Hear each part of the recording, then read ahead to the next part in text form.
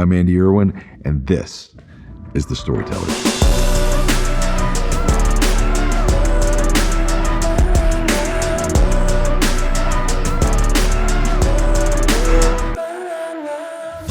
Coming up on this edition of the Storytellers, one of my favorite actors, period. This person has no ability to do something on camera that's dishonest.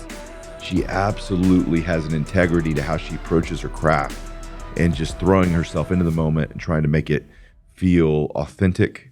And it's really the way she kind of navigates her life. And she was a treat for us to work with and has had an amazing career that started as a kid at 13, 14 years old, moving out to LA and exploring this craft that she dedicated her life to. She was in I Still Believe. You know her as Melissa from that movie. She's also been in Dan in Real Life, Mother's Day, Tomorrowland, and so many other amazing roles. Would you please welcome our good friend, we call her B, Britt Robertson. B, what is up, my friend? Hi. It's been too long. It's been too long, but somehow it feels like it was just yesterday. I know. You just you don't change. You just have this essence that's just timeless. Just my hair. Hair changes. Your hair changes, but the essence stays the same. It looks fantastic, by the way. So you've gotten married since the last time we hung out. So many big milestones. I got married. Well, I guess that's just it. But it feels so. It's a bunch of them. What? There's no announcement. It's a big one, though. It's just marriage. Yeah. How's married exactly. life? It feels so huge. It's amazing. I love it so much. I love him so much. I always say, I don't know how I survived without you. And it's just so much easier now that he's in my life. I loved my life before. Yep. But he's here, and it's just I can breathe again. Dude, well, the seeing you guys on social media, y'all are adorable together. He's so much fun. Yeah, you're always laughing. So much fun. I know. Well, I remember working on a movie actually with Cheryl Hines. Yeah, and we had a lot of downtime, and she was like, and I was just sort of grilling her she loves her husband, just loves him. Yeah. And I was like, why? Why do you love him? Maybe can you pinpoint it? Is there a characteristic? Is there something that you think is so important? What is it? And she was like, I just want to laugh every day. I want to laugh. And I was like, oh, okay. And that's what I have. I love it. And then it's great. That's so cool. Yeah, when I was texting you about the podcast, I was like, I got this podcast. I've got to have you on it. You've got to be a part of this. And I'm like, I know you're kind of shy. And then you said you've been doing open mic nights. By the way, shy is completely sarcastic. Britt doesn't meet a stranger. But so you've been doing open mic nights. What's that about? Well, so this is a part. Well, it's just too much free time. Yeah. I have it's such a luxury in my life that we are we're running gunners. We're work crazy hours, and then it stops and it comes to a halt. Mm-hmm. But I've been doing that for 20 years. So all these sort of breaks in the industry and the pandemic and everything, I was I know exactly what to do. I go in and what does Brittany need? I love it. And so then I was at an open mic night just down the street. I love going to local places, the Ha Ha Comedy Club. and I was no disrespect, but I was I could do this. Because I totally could. I could see that side of you. I could totally see it. Yeah. Yes, it's there. And this goes back to my marriage now. I keep saying this. I say this to my husband all the time. I'm like, because of you, I could cut my hair.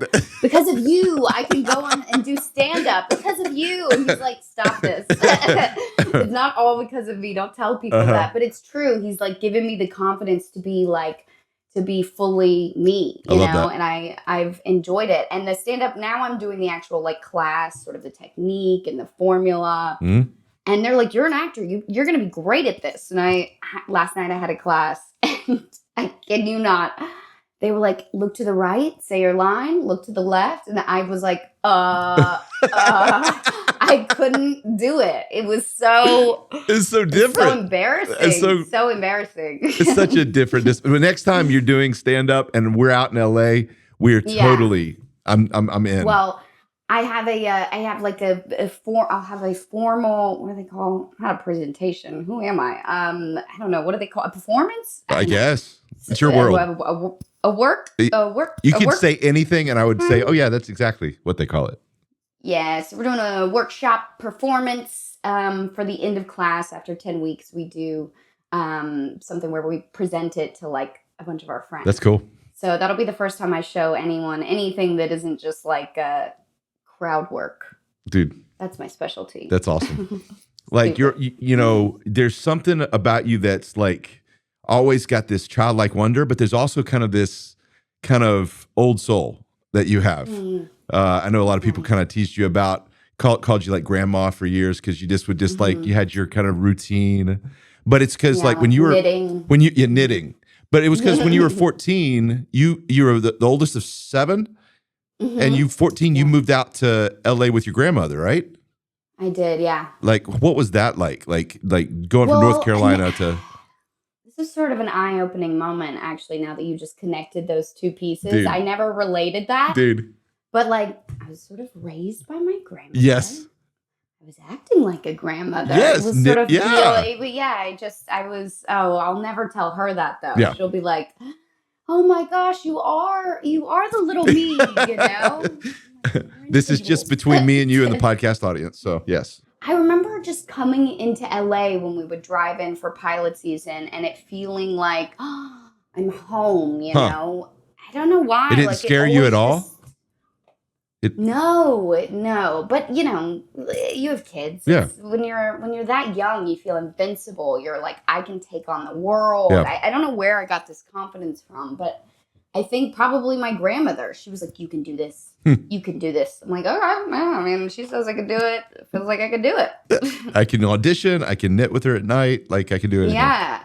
I would have to like navigate us. I know LA so well because I had to like navigate the Thomas guides at like 12 years old. That's amazing. And she would be, she comes from like we just actually got in trouble for this when we went back home. I used to say, oh, she comes from a 6 stoplight town. And recently we went back home and they said to my husband, oh, she's in trouble. She said we come from a 6 stoplight town. It's a 12 stoplight It's 12 stop. town. Big time now. I was like, well, I don't know. I mean, that's just what she said. That's awesome. I'm just repeating what I was told. But I think I loved it. I think I was like made for it in a weird way. And you were like at 16, you were kind of on your own at that point? Yeah. So, I mean, I'm like, what is the timing? So my uncle passed away really, really young. So my grandmother's son, her oldest son, passed away from a heart attack really young. And she went back home and it was obviously like really hard for her. I went back with her and it was super tough. And I think what happened was then she stayed at home with her family, obviously, and like was still grieving. But I then was like in a guest house with a family friend. Okay. I think. So I always told people like, yeah, I'm on my own. Yeah. I drive this van, you know, and because I was like driving this minivan that my grandmother left for me and was sort of living with someone else, but told everyone that I was like on my own at 16. Because I think I kind of was. There's 20 feet between the house and where your guest house was. It's like kind of on your own. Yeah. Okay.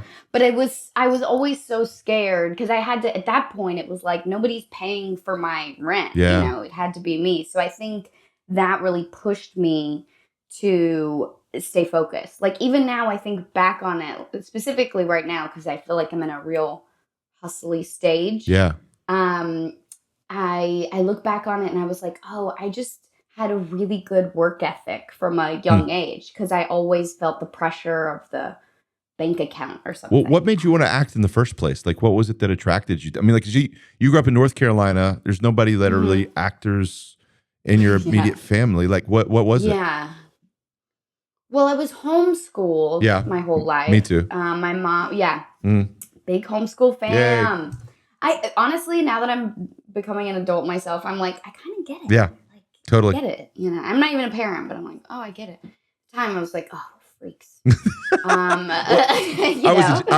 older than you, so I was a generation 1 homeschooler, so I got a quality fourth grade education. But you came along. You came up. Good for you. Yeah, like I didn't even get that. Yeah. You were born when I was like in sixth grade, so but something like that. But can't be right. Can't be right. No. No, but I think because I was homeschooled, they were like, clearly this kid really loves to socialize. Mhm. She's not getting much of that.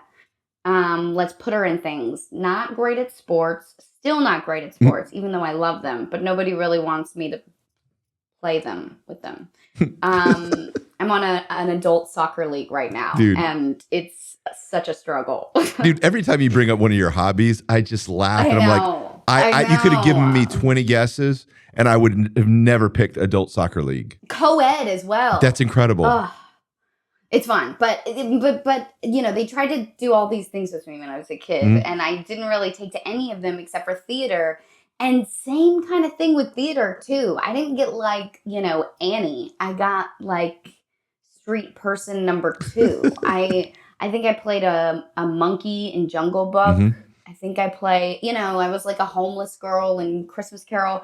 Like I wasn't acing the theater, but I loved it, and I loved performing, and I loved the group effort. I love a group effort. Mm-hmm. I just think that's the key to life, Yeah. And so any version of that, theater was really cool when I was young. Now it would scare me, but it is kind of like stand up in a way. I guess that's my way back in. Yeah. Live audience. So with you, as you kind of got into the industry, like, what was the moment that it went from like where it clicked, like, and you kind of began to find your voice, and you're like, okay, this is what I think I can do this, or this is where I kind of began to see where I fit in this industry. Like, was there a moment for you? Was like, I think I could do it. If I'm being fully honest, like last month, dude. Honestly, I don't know what happened. There was, because it always felt like I was faking it. It always felt a little like imposter syndrome. And I was like, dude, yeah. I've been doing it for so long. And like people keep trusting me to do this thing. So, and then other people are trusting me because other people have now trusted me. And there's something happened this year where, again, it goes along with cutting my hair. And I'm just like so much more grounded in who I am and feeling like, I don't know. I just feel very strong in who I am, and it makes me feel like I can do anything. That's cool. Weird. I know. I don't know what happened. It was like a switch, or the same thing happens for a lot of people, and they call it like, the famous one is like the Oprah aha, or there's so many people have a version of that, and this probably isn't that significant. I feel like something's clicked, and I feel like I could do this for a living. You've done it for at 33. You've done it for 20 years, so I think you're actually doing it for a living.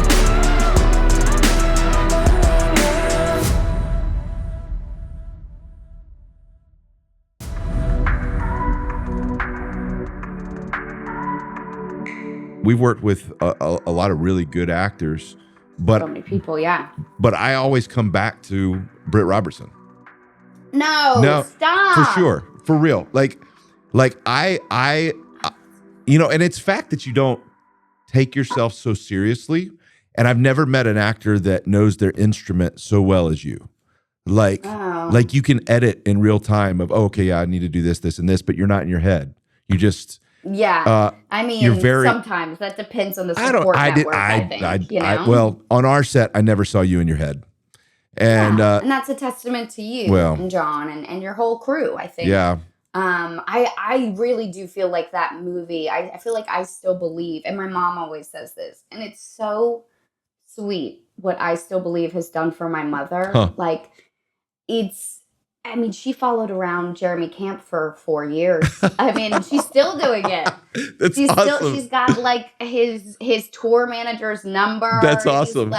She's bothering 80 left and right. I love it. It's like, okay, enough's enough. Let's bring it down.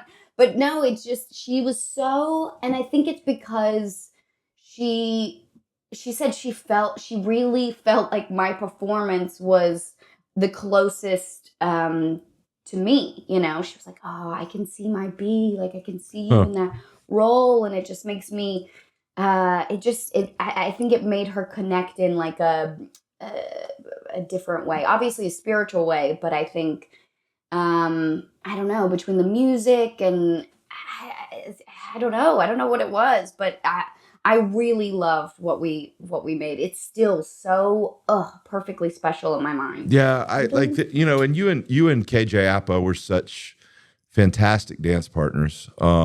He's so we really like, you know, our gears just work really well together. You know? Well, and we know how to adjust off each other. Yeah, when we were casting it, you know, and we had cast KJ, and we actually let him pick you.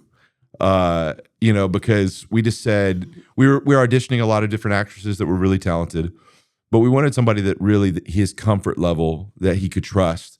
And we're like, who's the person you've had the most chemistry with in anything you've ever done? He said it was a small part in A Dog's Purpose, and it was with Britt Robertson. And so he was like, we're like, you know, can you get her? And he's like, oh yeah, I'll just text her. And he texted you, like, and then you ghosted him. Like, who is this? I didn't have this number. I was like, it was, and like, you know, and these days you're getting texts and you're like, wait, who's Susan Move? Or, you know, and I think I'm like connected to every spam thing. Right.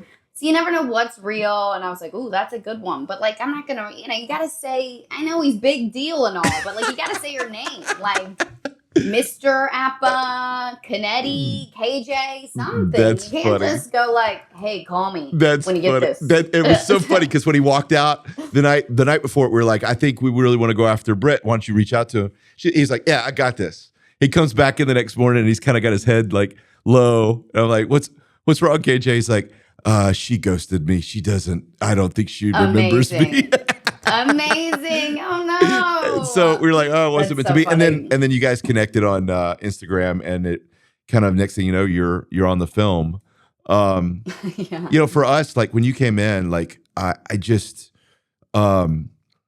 loved I love it when an actress leans into the collaborative effort, like where with you, when I would give you notes, instead of you shrinking away and like, you know, and running from them, you kind of leaned into them, and it kind of empowered you. Like, oh yeah, let's do this. Yeah, you kind of feed off that energy.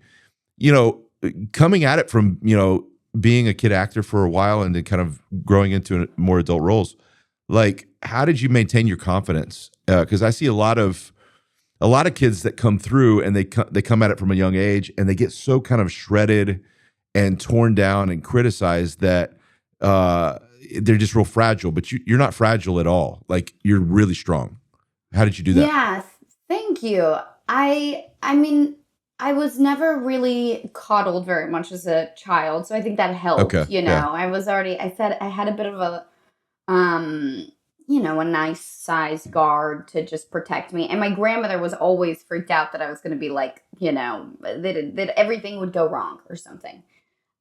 So I was, you know, I can protect myself to a degree where I'm not going to let everyone, I don't trust everyone. So not everyone's opinion gets to matter to me, you know? And I think what was so special about our experience was I really trusted you. I trusted you. I trusted John. I trusted KJ, Chris.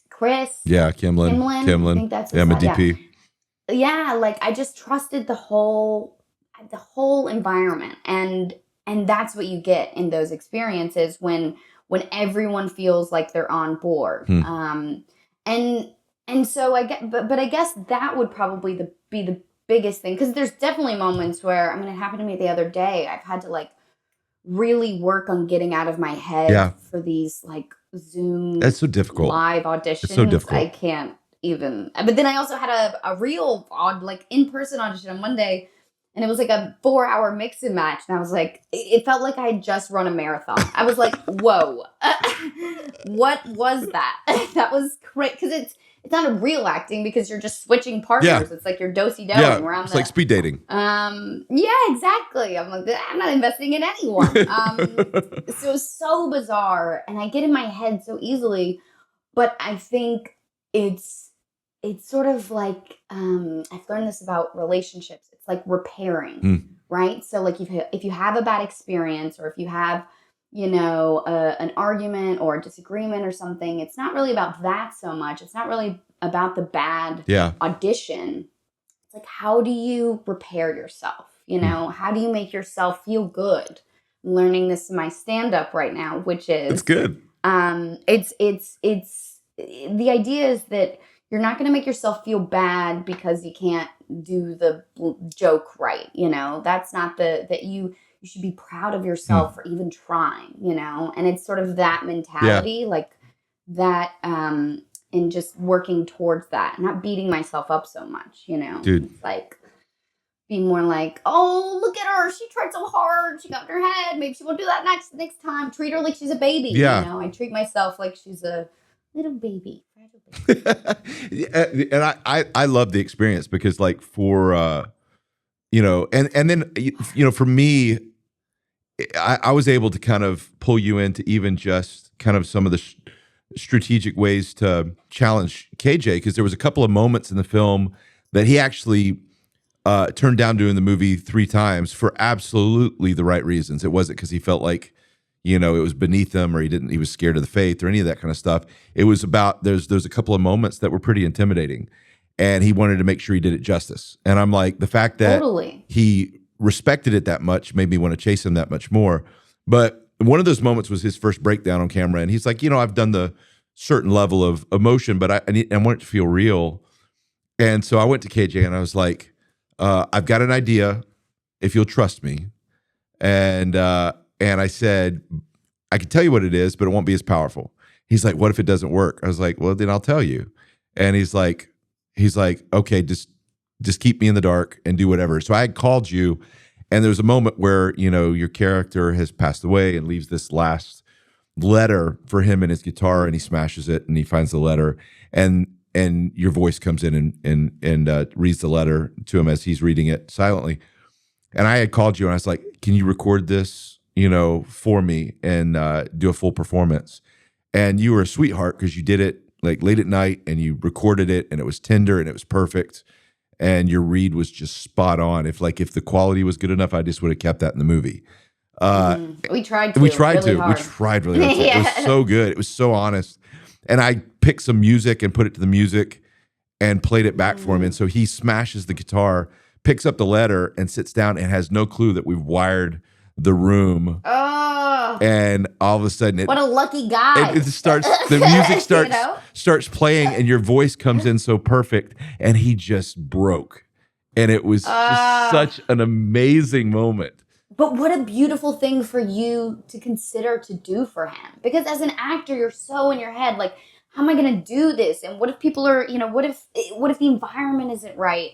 And what an incredible thing to do for him. And I bet he was so, and I love that you asked permission beforehand. So you didn't, because that would have been, who knows how that would affect someone if they didn't know something was coming, I just feel like there's the chemistry is between your actors, but it's also between, your writers, your directors, and there's just this idea. But when you can find this kind of selfless kind of teamwork, and you feel like you're all creating together, so you're absolutely creating as much for KJ's performance as he's creating for yours, and we're creating together. There's just this really beautiful trust that comes that makes the job truly fun, because it's not just about your performance; it's about discovering a moment.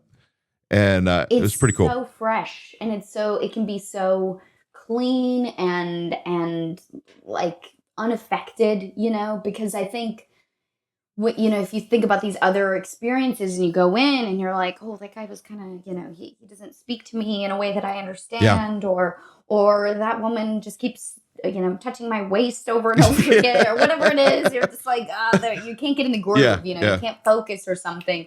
And then you're getting notes that you can't connect with. It's so hard to battle all those things and then center yourself for the performance. Yeah. So I think it's so nice to be able to just go like, oh, I trust all this. All this is right. All this is a yes. So it's just about the moment, Huh. For you, like, I know faith is something that's kind of been more and more finding its kind of moment and kind of becoming more acceptable. And so for you, like stepping into a project that had faith in it, like, was that something you were nervous about? Like, because I know it had kind of a stigma at one point in film, and we've been working really hard out of that to kind of have fully realized characters that are just normal. But it kind of touched on your roots a little bit. Like, was that nerve-wracking at first? Well, when I read the script, when I was having this whole conversation with KJ over like DM and like cat emojis, true that. Cat emojis, I love it. I was in South Carolina and I was with my family, and I had this weird like experience in Charleston with this sort of independent situation, and I just like retreated, and I've never really done that. It just felt like something wasn't right, so I just left the project, and I drove up home to be with my family, and it happened to be over Easter weekend. Huh. And I had I had Easter weekend to decide whether or not it was going to work with the dates for this other movie I'd probably have to turn down, and yada yada yada yada. So I had this whole Easter weekend, and it was amazing because we went to church, and my mom, we like watched a bunch of her movies, and I watched them all with my mom, and it was just so sweet, and nothing had felt more right. It was like the easiest decision I've ever made. And it wasn't so much like a stigma or whatever. It was more about, I had this project that would be on the tail end, and I probably wouldn't have been able to do both. And so I felt bad about that. I just walked away from something, and I was like, I can't walk away from another thing. But after it just aligned so perfectly, and it just never felt more right. And it was so nice to be able to like bring my mom to set and like introduce her to people, and to bring her on like Jeremy Camp's tour bus, like, my brother's got to a bunch of it. It's just the sweetest thing to be able to share that with my family. And so, it was an absolute, especially after I spoke to you, it was just an obvious yes. But I think in terms of how faith plays into those decisions for me, I love what you guys are doing with film and just the quality of film, because I think, the reason why I connect to your movies and the Kingdom production is that, like, I think people just want to feel like they can connect to a story or see themselves in something, or there's like escapism and all of that. But the thing that, especially at that time in my life, I was just like desperate to find like real human connection, and what that means to like care for each other and care for your community and your loved ones, and what it is to battle sort of your own mortality. Like all of that really resonated with me, and so just the combination of those factors just is just like an immediate I love that. I feel like what we're trying to do with faith is to do things that do connect with, kind of a definitely underserved audience, but then to find those things, like you said, the human element, that if you kind of take it out of the preachiness or the cliche kind of churchiness, and we take what what we want to communicate, but find that universal overlay, Totally. And I think, for I Still Believe, there was definitely that wrestling with destiny. There was that wrestling with coming to terms with the finite amount of time that we're on this planet, and where's the purpose in the struggle, and finding the beauty and even the broken things. Like there was something just so universally relatable that allowed us to point to things that we really do believe, but as filmmakers, but and then invite people on that journey has been a lot of fun. It was a beautiful experience for us to kind of, for you to kind of, the way you fleshed it out with Melissa was just, there was something just wide-eyed, like that scene that we did in the planetarium where you're explaining the kind of your love of the stars and the stars motif that really came from a fellow actress in Madeline Carroll. It was her idea, and who was a producer on the movie. There was just something. Yeah, I love Mads. I'm in. Love she's Mads. going to be on the show later on in a couple weeks. Oh, fun! But Mads just came up with this motif, and the way that you portrayed that was just so honest. Well, it was in large part because of how Mads was able to communicate.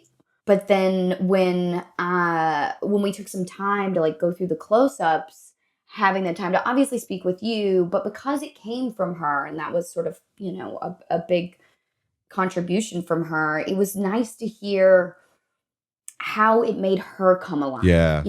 And like the spirit that flowed within her in order to communicate, not just feel those things, but then to communicate it to someone else, and there's like she has such a beautiful, beautiful way of speaking about her love of God and how, and just her faith. And she's so educated, So I trust her in like that whole department. I'm like, tell me, what is it for you when you came up with this idea? Because I think for everybody has their own individual relationship with God. Sure. So it's really hard for me to want to make what's true for me true for everybody else who will watch this. So for me, I just always have to go in, because I think with so many people's beliefs, I used to get so confused because I'd be like, oh, I love that person of faith. Like, what a beautiful person. Like,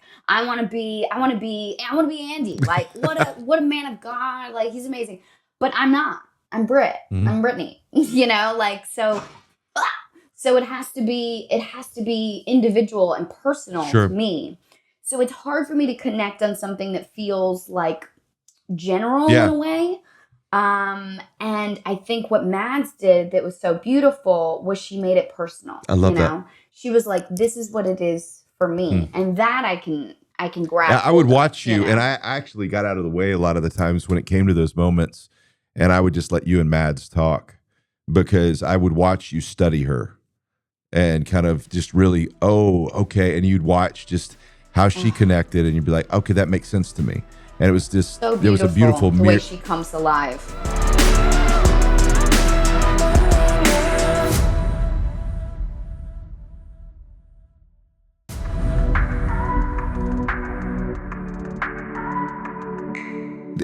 Some of your other past work, like you've had iconic moments. Sure, I'll take that. Yeah, Thanks. like I when I fell in love with your acting, along with a lot of people, was your moment in Dan in Real Life with your Murder of Love. Murder of Love. And when I heard you yell that, I was just like, I adore that actress. She's so great. Like, talk to me a little bit about some of the moments when you got to do something where like, okay, this was fun. Like, was that film a fun one for you? Well, what's so funny about my experience on Dan in Real Life is I really was a 15 or 16-year-old girl or something. I really was being taken away from the love of my life. And I mean, truly, I was like, Rhode Island?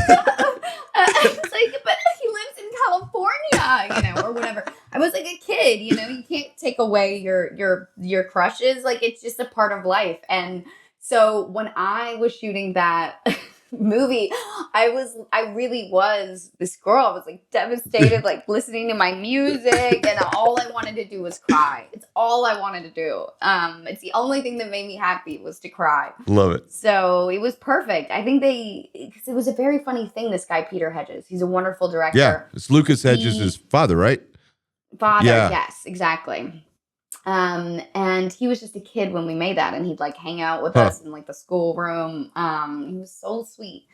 So Peter had this very funny process where he wanted us to like live in this log cabin that we'd be filming in Seriously? for like 2 weeks. Huh.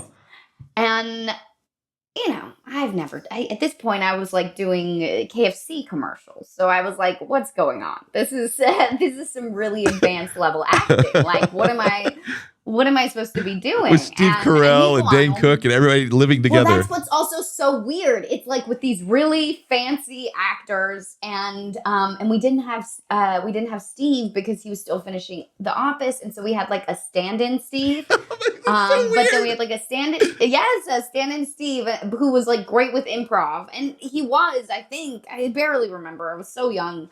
But then, we had like Dane Cook, and like Dane Cook was so cool at the time. I like loved his comedy special, and I was like, oh my gosh, it's like Dane Cook. And there was this really cool girl, Allison Pill. And she was like 3 years older than me, and she played like my older sister. And I was like, I just want to be just like her. It was just a very funny. I think when you're thrown into these situations as like a 16-year-old, you're still acting like you're still a 16-year-old. So for me, I think what was so funny about it is looking like now I'm just like an adult, and then I go to work and I do my job and I come home. I'm not like having real life experiences at work. Sure. I'm working, right. For the most part, and then I come home. Back then, it's blurred lines. It's my whole life. Exactly. It's my whole life is being on this set. So I'm like, I don't know. It was just so bizarre, but I think it really got such great work out of people because everyone was frustrated. Like Diane Weiss, who's like an Oscar-nominated actress. Yeah. They're like, sorry, you can't go back home to New York this week. She's like, what? What do you mean? I want to go home. I want to see my children. And he was like, no, it's a no. And then so everyone was just frustrated because they couldn't see their family. But there was something that I think there's a quality in that you feel in the tension of this family where it's like, okay, we're putting on our best face. But like, I can't wait for it to be over. And it's interesting to throw Steve Carell into the middle of that because then in the film, he's kind of the outsider of the family. Yeah. And so to throw him in the middle where he hasn't been a part of that puts him at a disadvantage. So it kind of works for you. That's interesting. You know who it put at a disadvantage? Who? Me. Because then I'm meeting Steve Carell on the day. And he's I'm like, having your to do dad. like all my big scenes. And he's my dad. I've been working with this other guy, Michael. And then all of a sudden he comes in and I'm like, I was starstruck. Because there's all this lead up to meeting Steve, Steve, when Steve gets here, and all of a sudden Steve's here, and it's all my big scenes. And I'm like, I'm not working. Why aren't I working? Come on. That's awesome. Well, one of the other, you always get compared to kind of a young Julia Roberts. And I see it. Like I look at you and I'm just like, there's the essence of like just the naturalness. I'll take it. Yeah, you're always kind of a mini me of Julia. So, and you were in Mother's Day with her, like yeah, she played my mom. She played your mom, like that's a lot of buildup and a lot of pressure going into that. Like, what was that like? Did she see the similarities? No, not at all. She did not. I remember she was so nice to me, and like. This is just a normal day for her. Right. Like, for me, it's like... Julia Roberts. My whole life has led to this moment. Yes. And I'm, like, working with her. It's so exciting. And, like, how tall will she be? Will she like me? And, like, all those things. And she was so nice. And, like, her kids were there. And so it was, like, very relaxed. She would ask my opinion. She, like, trusted me. She was just super cool. She told me this great thing about, like... Again, I'm always asking people about marriage. I'm so curious. I'm like, what's going on in these marriages? That's like what's happening? But so I just asked her this like lovely thing, and she was like I'm still falling in love with him more and more every day. And I was like, okay, well that's the good stuff, And that was like a way in. It made me feel like she trusted me, and it was just such a great. But so she came in one day. We were sitting down or something, and she was like, because she just finds out that I'm her daughter in the movie. Right. And she says something before we start shooting. She was like, well, you must have looked more like your dad. What? Like in the movie. Yeah. And I was like, what do you mean?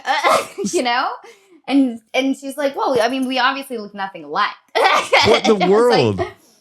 But I think it's because she just means stature wise. Like she's so much taller than me, and like at the time her hair was very different, and nobody's really looking at like features, and she doesn't really see my work, so maybe she doesn't know that I resemble her when I do my acting. Yeah, you do. You turn into her on screen.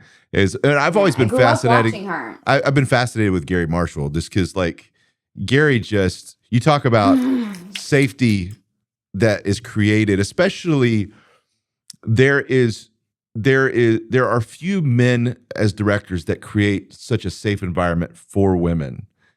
And he was one of those. Like I've studied just how, safe he was and how warm and what was it about Gary that made Gary tick just interacting with him? That's I could say so many things.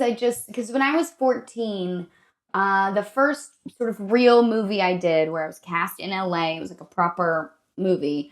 Gary Marshall produced, and his son directed it. And I had a scene with Gary Marshall, and and I knew his work. Like Pretty Woman was the first movie my mom ever took me to, and then I watched it like, I later realized it probably wasn't age appropriate, but I just loved all of his movies. There was something about it. There was like there was a like a family.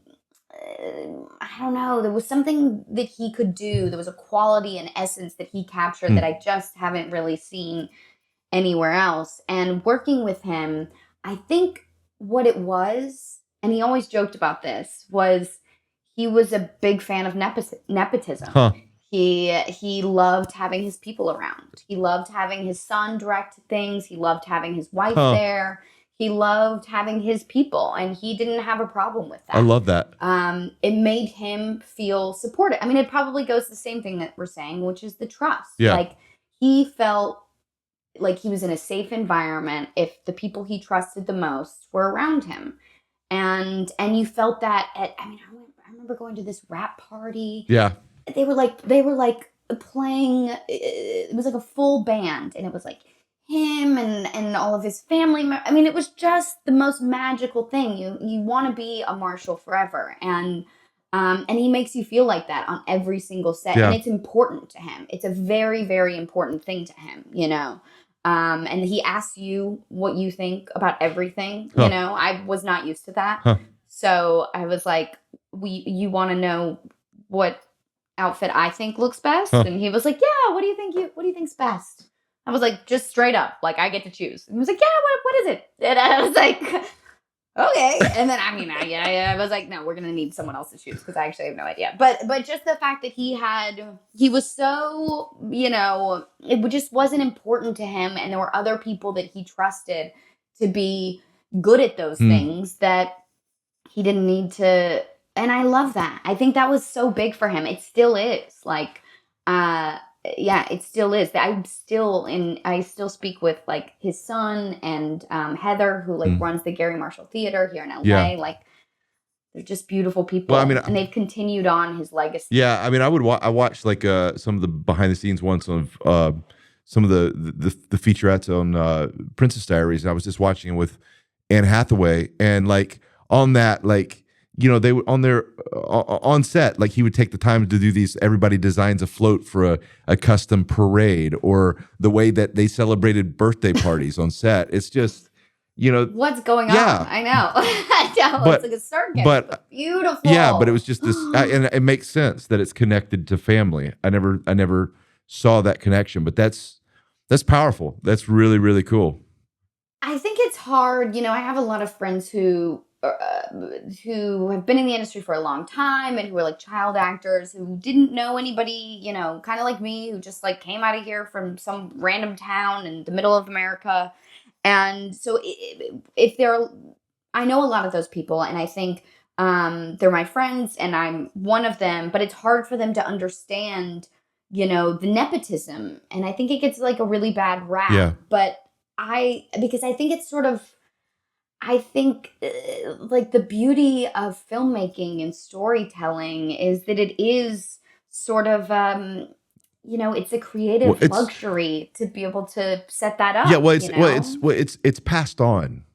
And so Yeah, right. Right. anybody that makes it in the industry, either they are born into a situation where they're able to learn as they go, or they find a great mentor that becomes that kind of parental figure to help them learn. So well articulated. It's passed on. It's passed on. Exactly. It's What do you expect? yeah, it's storytelling, Yeah. and storytelling is meant to be at a campfire, told from generation to generation. Oh, And so I think a lot of times another people aha moment. That's right. I have a couple of them a day, and that's it. But It's good. but I think a lot of people they equate nepotism, and it can be with entitlement, that it's not Right. not earned. But I feel like in its best form, it is about passing down tradition, and So true. there's something really beautiful about it in its best form.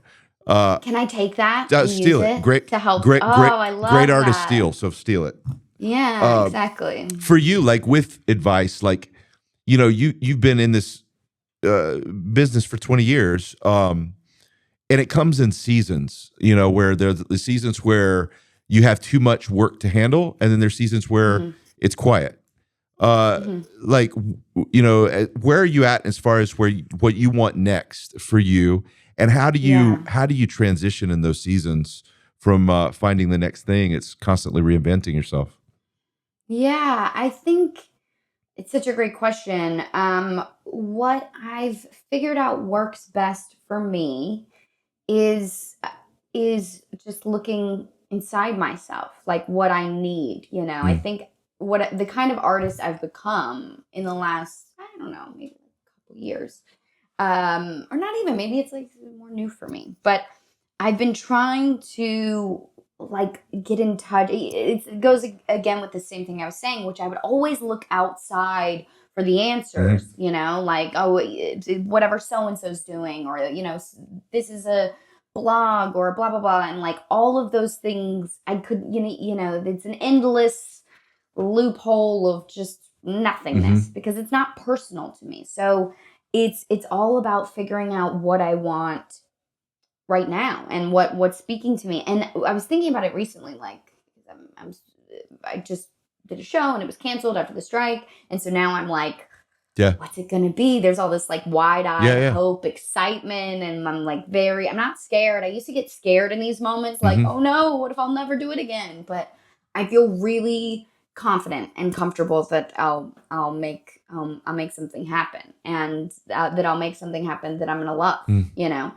And so right now, the thing that's really fired me up, got some fire in my belly, is this idea of laughter. And I'm like, and how I think Floydie, my husband, it's not his name, but I call him Floydie. I like it. So. Floydie and B. I like it. Yeah, exactly. So Floydie has like inspired this part of me where I'm like, gosh, I laugh.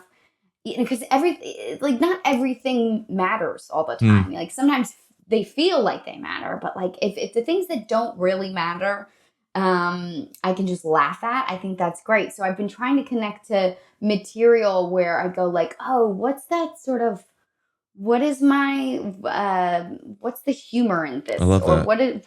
what excites me? What makes me laugh about this? You know, is it a fun, weird, quirky character, or is it just like the sort of murder of love thing where I had no idea it was going to be funny because I was fully taking this seriously.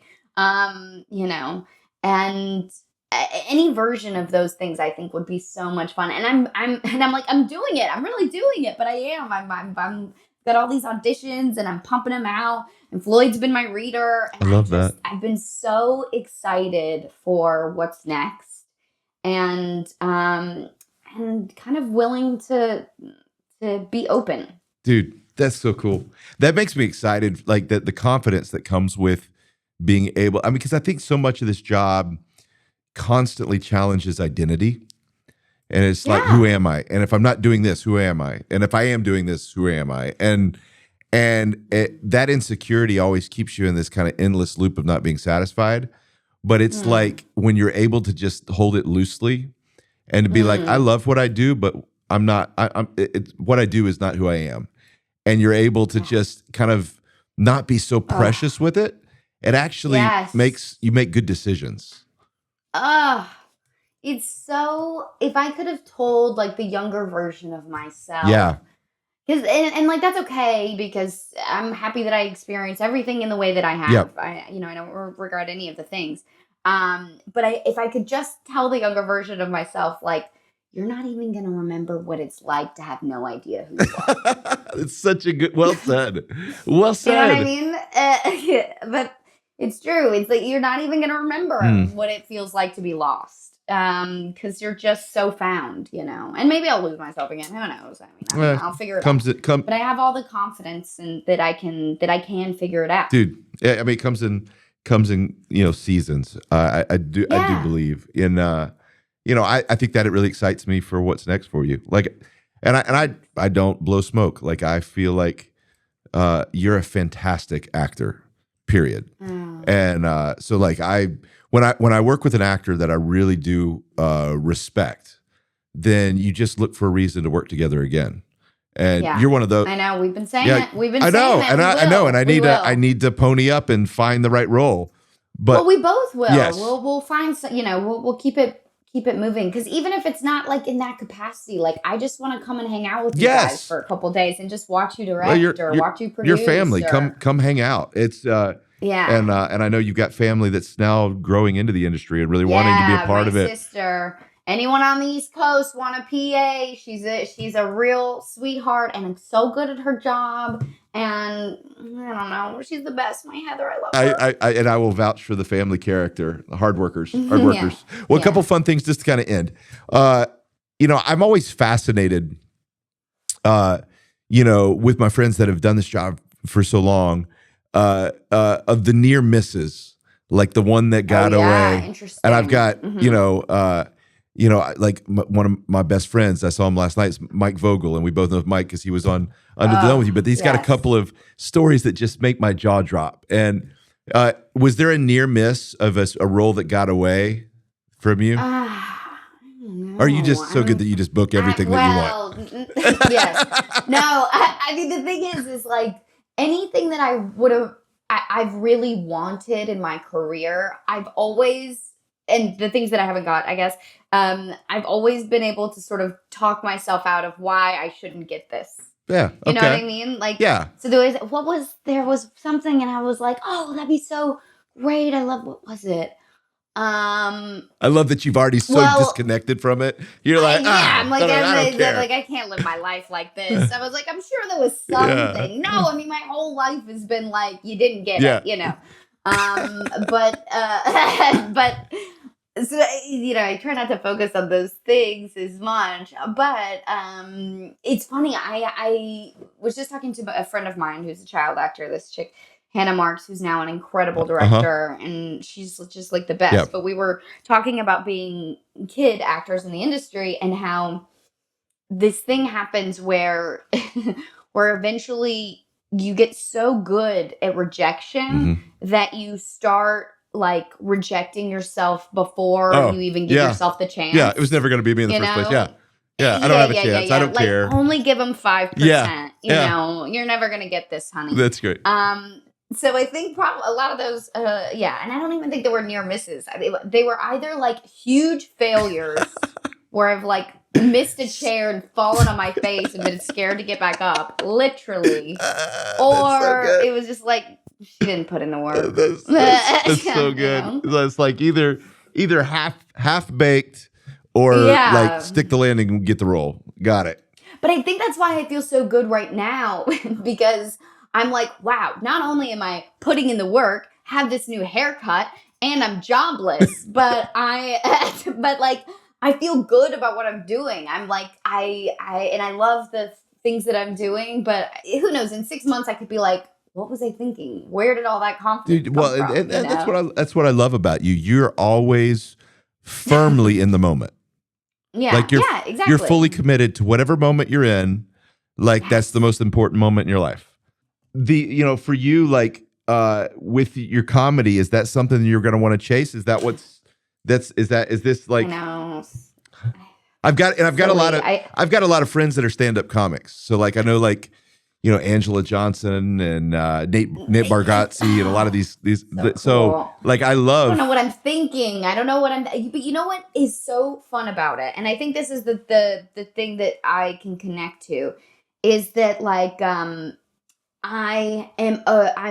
not afraid to fail anymore. Like I used to be like, oh, and you probably experience this as a director where you can feel an actor being afraid to fail. Yep. They don't want to embarrass themselves. Yep. They don't want you to lose trust in Right. them. There's all these like roadblocks where you're like, I'm not even going to give it my full throttle because like, what if you fall flat on your face? And I think that's the beauty of stand-up. And I'm trying to get just more of that in me, like the more silly, the better, the more extravagant. And as I'm now learning this sort of technique, I'm learning this like very specific comedy technique. And it's like hush hush, you like get the special video and they tell you like all these special words that you can't tell. But I'm learning this technique and there's something really mathematical about it that feels attainable. I have a hard time when it's like, here's your setup and here's your funny bit and then wait for your laugh. That feels like a lot of pressure for someone to think you're just funny at that one point, So I like that it's just like, here is this is your formula. You follow this, you get the laugh. And so I'm not even trying for laughs right now. I'm just get the formula right on my formula. Just say the keywords and stick the landing. For you, like, and this is the last question. Like, what is the movie that makes you laugh the most? Like, if you watch it, it's like a go-to. Like, mine's Dumb and Dumber, but what's your go-to like laugh? Probably like How to Lose a Guy in 10 Days. Yeah, some good rom-com. I know it's not that funny. Some good rom-com. I love her Kate Hudson humor. I just love how funny she is. She's so pretty but so quirky at the same time. Yeah. And she's like, it just feels like we're really watching Kate Hudson do this thing. I was just laughing really hard at that. But there's probably 1,000 other, like When Harry Met Sally. But is that a fun? That's a lot of pressure. It's so hard. I'm gonna text you can text me your later. answer and we'll just dub it in over this moment. Perfect. Yeah, we'll have somebody else just say like, I don't know. I can't even think of a movie. That's awesome. Well, Britt, we adore you, your family around here, and I can't wait to be back on another movie set creating something awesome. And I love the season of life you're in. I think, right? You just seem so free. And I think marriage and love has done you well. And there's just a confidence that I think is going to make your best work ahead of you. And we're fans. So I appreciate you, my friend. Thank you. I love you guys. Thanks for having me. Thanks for this whole conversation. It's been so nice. It's just been like catching up with a buddy.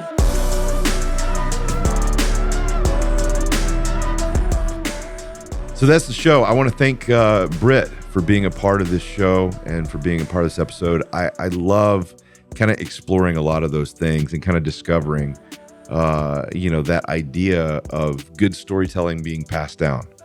I think she saw it in, a legend like Gary Marshall. I think there's just something about this job that's caught from being in proximity to people that love it, and then they turn and pass it to the next generation. Sometimes that is through literal family, but a lot of times it's just through people that become your film family and that you invest time and resources in, trust, and you share tricks of the trade and things that you love about the storytelling. And there's things that we borrow from each other and things that we learn. And I think it's directors learn it from actors every bit as much the other way around. And, Britt is one that I think is always on a journey to learn. She's learned her craft and continues to learn her craft. Wants to be curious and learn new things. You see that right now, even with her learning, comedy to bread banking. It doesn't matter. She throws herself wholeheartedly into it. And I think there's something admirable about that journey. And so just be quick to, when you learn things in this business, don't keep it to yourself. Share it with people that are worthy of learning it too. So it's a worthy endeavor. So thank you, Britt, for being a part of the show. That is our show for now. We appreciate you being a part of this journey. Thank you so much for watching and listening. We'll see you on the next episode of The Storytellers. The Storytellers is a Kingdom Story Company production. It is produced by Nick Carey with production assistance from Ben and Justin Bailey. Our executive producers are Kevin Downs and Brandon Gregory. Social media for the show is run by the team at Troops and Allies, and our music is Twisted Rooster by Tommy Profit. Special thanks to Jaron Weatherly, Evan Johnston, and our entire team at Kingdom Story Company. We have so many exciting guests coming up this season. To ensure you don't miss any of them, subscribe to The Storytellers for free on YouTube at Kingdom Story Company or wherever you listen to podcasts. For exclusive first looks at our upcoming films, behind-the-scenes content, and invitations to advanced screenings, join the conversation as a Kingdom Insider at kingdomstorycompany.com and follow us at Kingdom Story Company across all platforms. As always, thanks for joining Andrew Erwin and his friends on The Storytellers.